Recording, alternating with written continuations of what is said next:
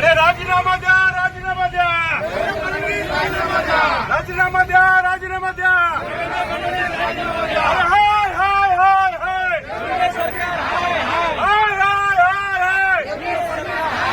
हाय हाय हाय.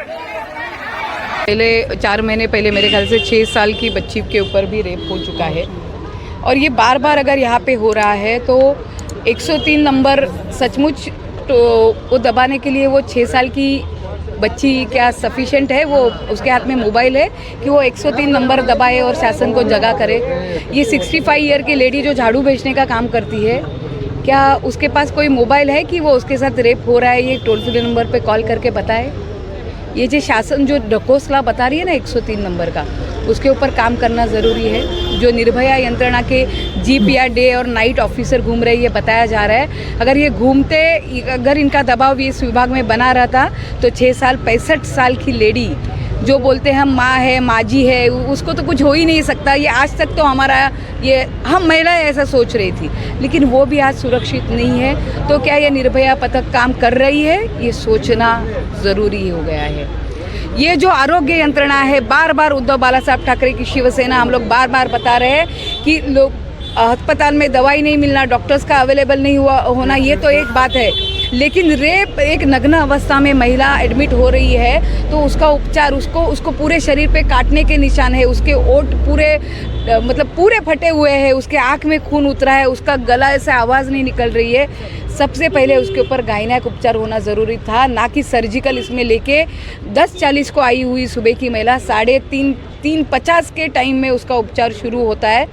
कि किसको बचाने के लिए या क्या छुपाने के लिए किया जा रहा है? अगर वो महिला बता रही है हमें वहाँ पे जाने के बाद कि 3 लोग थे, उसकी बच्ची बता रही है कि 3 लोग थे, तो बार बार पुलिस मीडिया में, वर्तमान पत्र में, सोशल मीडिया में ये क्यों आ रहा है कि एक ही आरोपी था? पुलिस क्यों बता रहे हैं एक ही आरोपी था? क्यों नहीं 164 सीआरपीसी के अंडर मैजिस्ट्रेट के सामने इन कैमरा स्टेटमेंट रिकॉर्ड की गई? क्यों नहीं जब पुलिस ने स्टेटमेंट ली तो उसकी लड़कियां या फिर अस्पताल का कोई डॉक्टर जिम्मेदार, उनकी साइन या उनको उसमें इंक्लूड क्यों नहीं किया गया? ये आवाज़, ये क्वेश्चन हम लोग यहाँ पे पूछने के लिए आ रही. क्या छुपाया जा रहा है? क्या चित्र निर्माण करने की कोशिश है एकनाथ शिंदे जी और देवेंद्र फडणवीस जी ये महाराष्ट्र में कर रहे हैं? जैसे मोदी जी ने केंद्र सरकार को करके रखा है सब बढ़िया है, वैसे ही महाराष्ट्र में आप दिखाने की जो कोशिश कर रहे हैं सब बढ़िया नहीं है सर. मैंने आज ये स्टेटमेंट कोट की है कि मुख्यमंत्री साहब, उप मुख्यमंत्री साहब, आपकी माँ सुरक्षित नहीं है, आपकी माँ सुरक्षित नहीं. क्योंकि जब खुद की माँ बोलते हैं ना तब इसका एहसास होता है कि ये क्या बोला जा रहा है. हम रेपिस्ट को लेकर कुछ कड़े कानून बनने चाहिए. अरे आंध्र प्रदेश के बेस पर जो दिशा कायदा बना था, महाराष्ट्र में वो शक्ति कायदा उद्धव साहब के कालावधि में बहुत डंके की चोट पे पास किया गया, वो यहाँ पे इम्प्लीमेंट करने के लिए क्यों देर लगाया जा रहा है? क्यों ये कायदा, अगर ये कायदा आएगा तो डेफिनेटली आरोपी 100 बार सोचेंगे ऐसा दुष्कर्म करते वक्त. ये होना बहुत ज़रूरी है. ऐसा कायदा, ऐसी यंत्रणा, पुलिस एफिशिएंसी, उनके गश्त, जीप, जहाँ पे ड्रग एडिक्ट्स है, जहाँ पे दारू पीने के अड्डे हैं, यहाँ पे पुलिस यंत्रणा की गश्त जाना बहुत ज़रूरी है, ताकि ऐसे लोगों को मालूम पड़े कि पुलिस कभी भी यहाँ पे आती रहती है, राउंड होते रहते. ये होना कहीं पे कम हुआ है क्या? देखना ज़रूरी है, देखना ज़रूरी है. धन्यवाद. अत्यंत दुर्दैवी घटना आहे. महाराष्ट्र नगरमध्ये एका महिलेवर हा बलात्कार झाला आहे. रात्री 11 वाजल्यापासून सकाळी 5 वाजेपर्यंत हा अत्याचार सुरूच होता आणि त्याच्यानंतरसुद्धा गुन्हा दाखल झाला. मात्र आता आमच्या शिवसेना महिला आघाडीच्या वतीने जे निवेदन सादर करण्यात आले त्याच्यामध्ये बऱ्याचशा वस्तुस्थिती ज्या पुढे येणं आवश्यक होत्या त्याची मांडणी केलेली दिसत नाही. अनेक चुका पोलिसांकडे झालेल्या आहेत, त्या चुका दुरुस्त कराव्या अशी मागणी महिला आघाडीने केलेली आहे. त्याच्यामध्ये 307 कलम हे आवश्यक होतं, कारण जीवे मारण्याचा प्रयत्न या ठिकाणी झालेला आहे. उपचाराच्या बाबतीतसुद्धा हेळसांड झालेली आहे आणि महिला आघाडीने जे निवेदन दिलं आहे त्याच्यामध्ये मी एवढंच सांगेन की या निवेदनाच्या मागण्यांची पूर्तता जर येत्या 5 ते 6 दिवसांमध्ये जर पोलिसांनी केली नाही तर जाब विचारण्यासाठी अतिरिक्त पोलीस कार्यालयावर, ॲडिशनल कमिश्नर कार्यालयावर आम्ही शिवसेना विभाग क्रमांक 9च्या वतीने एक मोठा आम्ही मोर्चा काढू. सर, इससे पहले भी महाराष्ट्र नगर के अंदर एक 7 साल की छोटी बच्ची के साथ इस तरीके का वाकया पेश आया था. वास्तविक ही हा जो प्रकार आहे हा महाराष्ट्रनगर पुरता मर्यादित नाही. तुम्ही बघत असाल की संपूर्ण मुंबई, संपूर्ण महाराष्ट्रामध्ये अशा पद्धतीच्या घटना या वारंवार घडत आहेत.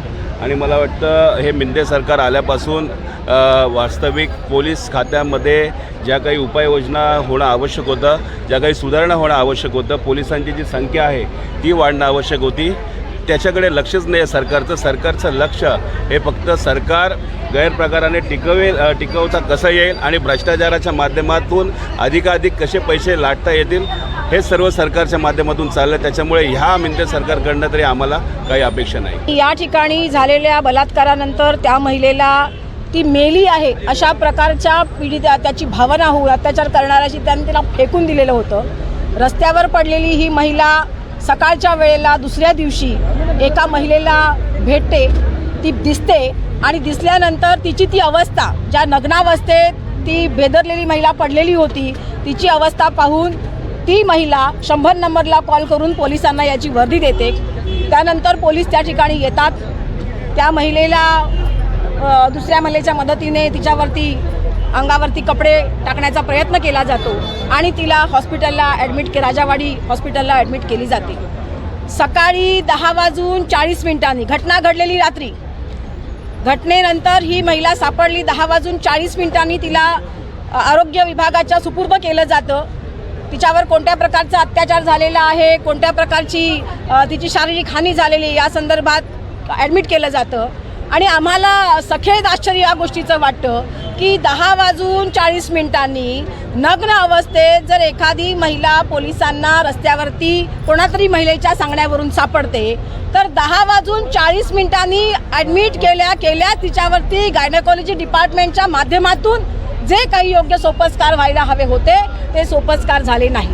आम्ही इथे येण्यापूर्वी राजावाडी हॉस्पिटलला गेल्यानंतर तिकडच्या डॉक्टरांनाही भेटलो जे त्या महिलेवरती उपचार करतात आणि त्यांनी सांगितलं की आम्ही अशा प्रकारचे उपचार करायला 3:50 सुरुवात केली. प्रश्न इथेच उपस्थित होतो की जर नग्न अवस्थेत एखादी महिला सापडत असेल तर तुम्ही नग्न अवस्थेत सापडलेली महिला म्हणजे हिच्यावर काहीतरी वाईट प्रकार घडलेला आहे हे सर्वसामान्य माणसाला सुद्धा समजतं. असं असताना या प्रकरणामध्ये तिच्यावरती आरोग्य सुविधा किंवा तिच्यावरती जो काही आरोग्याच्या दृष्टिकोनातून उपचार करायला हवेत, जे योग्य उपचार करायला हवेत किंवा रेप संदर्भातले जे काही फॉर्मॅलिटीज आहेत त्या पूर्ण करायला हव्यात, त्या कोणत्याही आरोग्य प्रशासनाने केल्या नाहीत.